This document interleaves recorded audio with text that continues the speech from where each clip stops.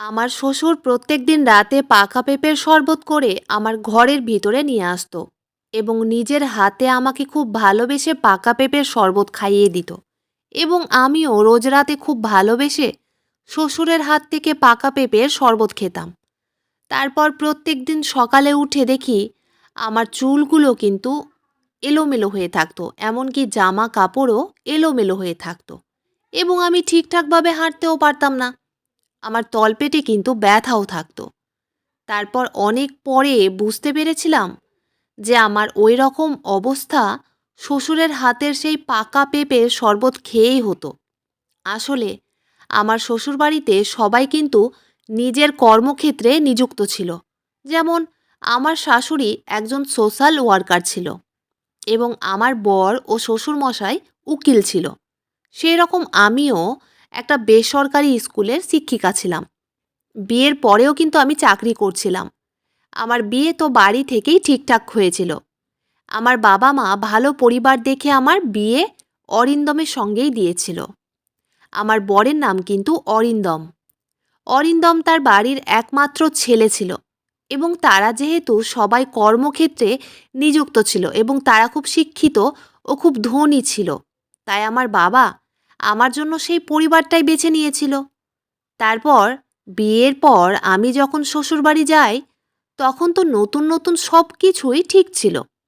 আমার শ্বশুরমশাই তো আমাকে ভীষণ ভালোবাসতেন। এমনকি আমার শ্বশুরমশাই আমাকে ভালোবেসে কিন্তু বাবাই বলে ডাকত। যদিও বা আমার নাম কিন্তু অনামিকা। এমনকি আমাকে শ্বশুরবাড়িতে কোনোই কাজকর্ম করতে হতো না। সমস্ত কাজকর্ম আমার শ্বশুরবাড়ির পুরাতন কাজের মাসি শান্তিই করত।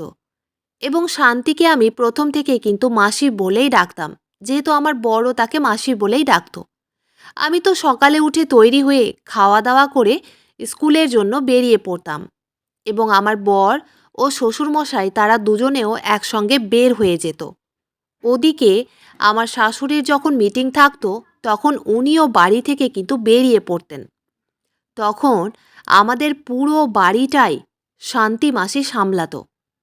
এদিকে আমার বিয়ে হওয়ার ২ মাস পরেই কিন্তু আমি গর্ভবতী হয়ে যাই এবং আমার গর্ভবতী হওয়ার খবর শুনে তো আমার শাশুড়ি সবচাইতে বেশি খুশি হয়েছিল এবং আমার বরও ভীষণ খুশি হয়েছিল। তারপর আমার বর আমার গর্ভবতী হওয়ার খবর শুনে বেশ কিছু বাচ্চাদের ছবি নিয়ে এসেছিল এবং বর আমাকে বলেছিল সেই বাচ্চাদের ছবিগুলো আমি আমাদের ঘরের মধ্যে যাতে লাগিয়ে রাখি, যাতে প্রত্যেকদিন সকালে ঘুম থেকে উঠে যাতে আমি ওই সুন্দর সুন্দর বাচ্চার ছবিগুলো দেখি এবং এতে নাকি আমার বাচ্চাও দেখতে খুব সুন্দর হবে। এবং সেই ছবিগুলোর মধ্যে কিন্তু সবগুলোই ছেলেদের ছবি ছিল। এমনকি আমার বর আমাকে কিন্তু ভীষণ ভালোবাসতো। কিন্তু সেদিন আমি বরের আসল চেহারা দেখেছিলাম। কারণ সেদিন আমার বর আমার সঙ্গে বাচ্চা নিয়ে অনেক ঝামেলা করেছিল। সে বলেছিল আমার গর্ভে নাকি পুত্র সন্তান আছে এবং সে নাকি পুত্র সন্তান চায়। সে নাকি কন্যা সন্তান চায় না। এমনকি সে নাকি কন্যা সন্তান পছন্দই করে না। আমি তখন রেগে বরকে বলেছিলাম, তুমি পুত্র সন্তান চাইছ, কিন্তু আমার গর্ভে যদি কন্যা সন্তান থাকে তখন তুমি কি করবে? তখন সে কন্যা সন্তানের নাম শুনতেই আমার সঙ্গে কিন্তু রাগারাগি শুরু করেছিল।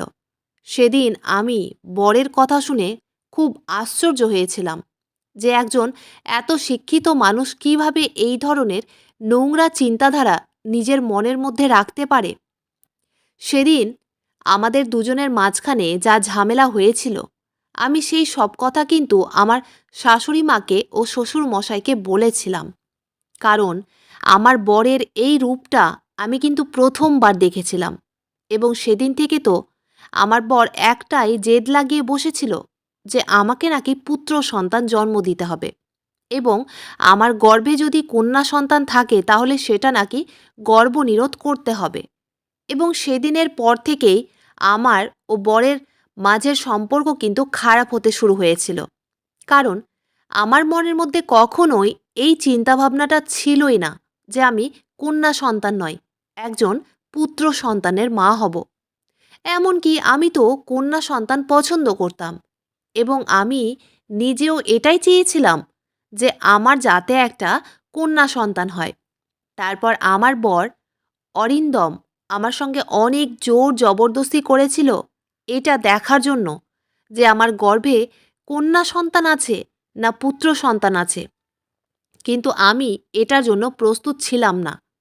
আমি তো কোনো মতেই ডাক্তারের কাছে গিয়ে এটা জানতে চাইনি যে আমার গর্ভে কী সন্তান আছে।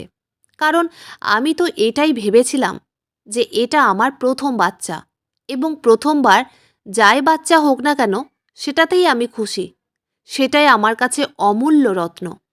তারপর আমার শ্বশুর শাশুড়ি যখন এই কথাটা জানতে পারে যে আমার বর আমাকে ডাক্তারের কাছে নিয়ে গিয়ে টেস্ট করাতে চায় যে আমার গর্ভে কি বাচ্চা আছে, তখন কিন্তু তারাও আমাকে অনেক বোঝানোর চেষ্টা করেছিল। আমার শ্বশুর শাশুড়ি তখন আমাকে বলেছিল, বৌমা, ভালোই তো হবে যখন তুমি ডাক্তারের কাছে গিয়ে টেস্ট করিয়ে জানতে পারবে যে তোমার গর্ভে পুত্র সন্তান আছে না কন্যা সন্তান আছে, তাহলে আমরা তো এখন থেকেই সেই বাচ্চার জন্য সব জিনিসপত্র কেনাকাটা করতে শুরু করে দিব এবং এটাতে আমাদের অনেক সুবিধা হবে। তাই তুমি আমার ছেলের কোনো কথার খারাপ মনে করো না এবং আমরা দুজনে তো তোমার সঙ্গেই আছি। তাই তুমি একদম ভয় পেও না। অন্ততপক্ষে আমাদের উপর তো ভরসা করতে পারো এবং তুমি ডাক্তারের কাছে চলে যাও এটা দেখার জন্য যে তোমার গর্ভে কী সন্তান আছে। আমার শ্বশুর ও শাশুড়ির মিষ্টি কথা শুনে আমিও তখন ডাক্তারের কাছে যেতে রাজি হয়েছিলাম। তারপর ডাক্তারের কাছে যাওয়ার কিছুদিন পরেই যখন আমার রিপোর্টটা বাড়িতে আমার বর নিয়ে আসে, তখন আমার বর বাড়িতে ঢুকেই কিন্তু রিপোর্টটা এক হাতে নিয়ে আরেক হাতে আমার হাতটা চেপে ধরে অনেক রেগে বলল, অনামিকা, তুমি এক্ষুনি আমার সঙ্গে ডাক্তারের কাছে চলো। আমি তখন বরকে জিজ্ঞেস করেছিলাম যে আমাকে হঠাৎ করে ডাক্তারের কাছে কেন যেতে হবে, কারণ আমি তো এখন একদম সুস্থ আছি। তাই এখন তো ডাক্তারের কাছে যাওয়ার আমার কোনোই দরকার নেই। তখন বর অনেক রেগে আমাকে বলেছিল, আমি যেটা পছন্দ করি না সেটাই তো তোমার গর্ভে আছে। শুধু তাই নয়, তোমার গর্ভে তো দুটো জামা কন্যা সন্তান আছে এবং আমি যেটা কোনো দিন মেনে নিতে পারবো না এবং আমার বর কখনোই চায়নি যে আমার এই কন্যা সন্তান দুটো এই পৃথিবীতে আসে। তাই সে আমার বাচ্চা দুটোকে নষ্ট করতে চেয়েছিল, কিন্তু আমি কোনো মতেই রাজি ছিলাম না ডাক্তারের কাছে যেতে। এবং সেদিন আমার বর যখন আমার হাত ধরে টানাটানি শুরু করেছিল আমাকে ডাক্তারের কাছে নিয়ে যাওয়ার জন্য, তখন আমি কিন্তু চিৎকার চেঁচামেচি শুরু করেছিলাম। আমি যেহেতু উপরের ঘরে থাকতাম, তখন আমার শ্বশুর ও শাশুড়ি উপরের ঘরে এসে তার ছেলের আমার প্রতি দুর্ব্যবহারগুলো নিজেদের চোখেই দেখেছিল। আমার শ্বশুরমশাই তখন তার ছেলেকে অনেক রেগে চিৎকার করে বলেছিল, খবরদার, আজকের পর থেকে আমার বৌমায়ের সঙ্গে কিন্তু তুই এই রকম দুর্ব্যবহার আর কখনো করবি না, নইলে অরিন্দম, আমি কিন্তু তোকেই আমার এই বাড়ি থেকে বের করে দিব। এমনকি আমার শাশুড়ি মা তার ছেলেকে আঙুল দেখিয়ে বলেছিল, অরিন্দম, আমার বৌমা এখন গর্ভবতী আছে, এটা তুই খুব ভালো করে জানিস। আর এই অবস্থায় তোর সাহস কী করে হলো ওর সঙ্গে এতটা খারাপ ব্যবহার করার? আমি নিজেই একজন সমাজসেবিকা, তাই আমার বাড়িতে আমার বৌমায়ের সঙ্গে কখনোই খারাপ ব্যবহার হতে দিব না। তাই আজকের পর থেকে তুই যদি অনামিকার সঙ্গে কোনো খারাপ ব্যবহার করিস, তাহলে তোকে কিন্তু আমি এই বাড়ি থেকে বের করে দিতে বাধ্য হব। বরের আমার প্রতি এতটা খারাপ ব্যবহার দেখে আমি যখন কষ্ট পেয়ে কাঁদছিলাম, তখন আমার শ্বশুরমশাই আমাকে জড়িয়ে ধরে আমার মাথায় হাত বুলিয়ে বলেছিলেন, বাবাই, তুই একদম কাঁদিস না রে, আমরা তো তোর সঙ্গেই আছি এবং আজকের পর থেকে আমি নিজে তোর দেখভাল করব। তুই একদম চিন্তা করিস না, তোর বাচ্চার আমরা কিচ্ছু হতে দিব না, কারণ ওই বাচ্চাটা তো আমাদেরও, তাই আমাদেরও দায়িত্ব বলে কিছু আছে। তারপর আমার শাশুড়ি বলেছিল, বৌমা, আমি তো সারাদিন বাইরে ব্যস্ত থাকি, তাই তোমার শ্বশুরমশাই বাড়িতে থাকলে তোমার দেখভাল উনিই করবেন। তাই তুমি একদম ভয় পেও না। আমি তো শ্বশুর শাশুড়ির কথা শুনে তাদের উপর ভরসা করে আমি আর বাপের বাড়ি যাইনি। নইলে তো আমি ভেবেই নিয়েছিলাম যে আমার বর তো আমার বাচ্চা দুটোকে গ্রহণ করবে না, তাহলে আমি বাপের বাড়ি চলে যাব। এবং আমার বর অরিন্দমের খারাপ ব্যবহারগুলো কিন্তু এইসব আমি আমার বাবা মাকে আগেই বলেছিলাম, এবং এটাও বলেছিলাম যে আমার শ্বশুর শাশুড়ি কিভাবে আমার দেখভাল করে এবং আমার যত্ন করে, ও তারা আমাকে ভীষণ ভালোবাসে। এবং আমার বাবা মাও আমার শ্বশুর শাশুড়ির উপর ভরসা করেই আমাকে শ্বশুর বাড়িতে রেখেছিল। নইলে তো তারাও আমাকে নিজের সঙ্গে করে বাড়িতে নিয়ে চলে যেত। তারপর সেদিনের পর থেকে প্রত্যেক দিন রাতে আমার শ্বশুর অনেক ভালোবেসে আমার ঘরে শরবত নিয়ে আসতো, এবং আমি সেই শরবতটা খুব মজা করে খেতাম, কিন্তু জানতাম না সেটা কিসের শরবত। কারণ আমার শ্বশুরমশাই তো নিজের হাতে সেই শরবতটা আমাকে খাইয়ে দিতেন। শুধু তাই নয়, আমার শ্বশুরমশাই বলেছিলেন, অনামিকা, তোমাকে নিচে নামতেই হবে না, কারণ বাড়ির প্রত্যেকটা কাজকর্ম ঘরের কাজের মাসিরা করে নিবে, তাই তুমি উপর থেকে নিচে নামবে না। তুমি শুধু নিজের ও বাচ্চা দুটোর খেয়াল রাখো। তাই শ্বশুর মশাইয়ের কথা শুনে আমিও উপরের ঘরেই থাকতাম।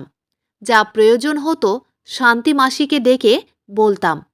আর ওদিকে আমার বর তো সেদিনের পর থেকে আমার ঘরে থাকা তো অনেক দূরের কথা, আমার সঙ্গে তো কথা বলাই বন্ধ করে দিয়েছিল, এবং সে আমার মুখ দেখবে না বলে নিচের ঘরে থাকতো। আর ওদিকে আমার শ্বশুরমশাই সকালের খাবার থেকে শুরু করে রাতের খাবার সব কিছুই নিজের হাতে করে আমার জন্য নিয়ে আসতো, এবং আমাকে অনেক ভালোবেসে নিজের হাতে খাইয়ে দিত।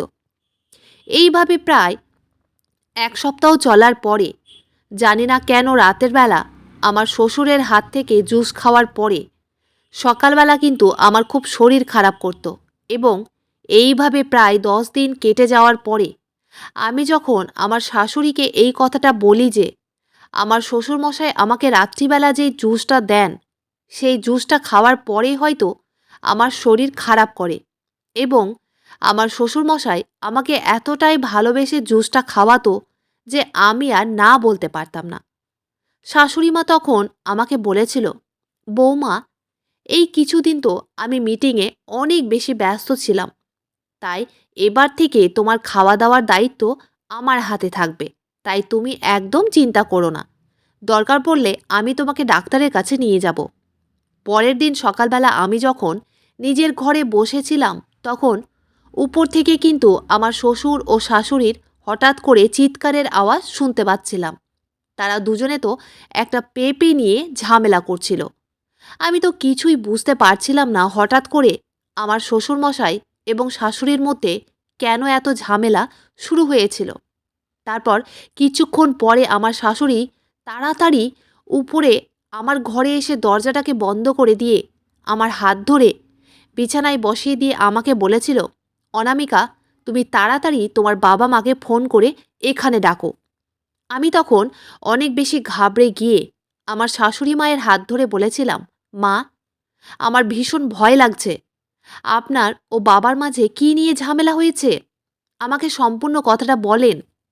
আমার শাশুড়ি মা তখন আমাকে যা বলেছিল সেটা শুনে তো আমার পায়ের তলা থেকে যেন মাটিটাই সরে গেছিল, এবং আমি আমার শাশুড়ির কথা শুনে ভয় পেয়ে তাড়াতাড়ি আমার বাবা মাকে আমার শ্বশুর বাড়িতেই ডেকেছিলাম আমাকে সেখান থেকে নিয়ে চলে যাওয়ার জন্য।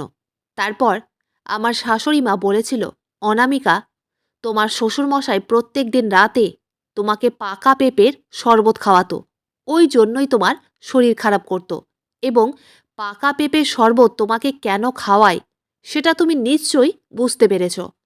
শাশুড়ির কথা শুনে আপনারাও হয়তো নিশ্চয়ই চমকে উঠেছেন। আসলে আমার শ্বশুর প্রত্যেক দিন রাতে আমাকে পাকা পেঁপের শরবত করে খাওয়াতো, যেটা আমি জানতেই পারিনি।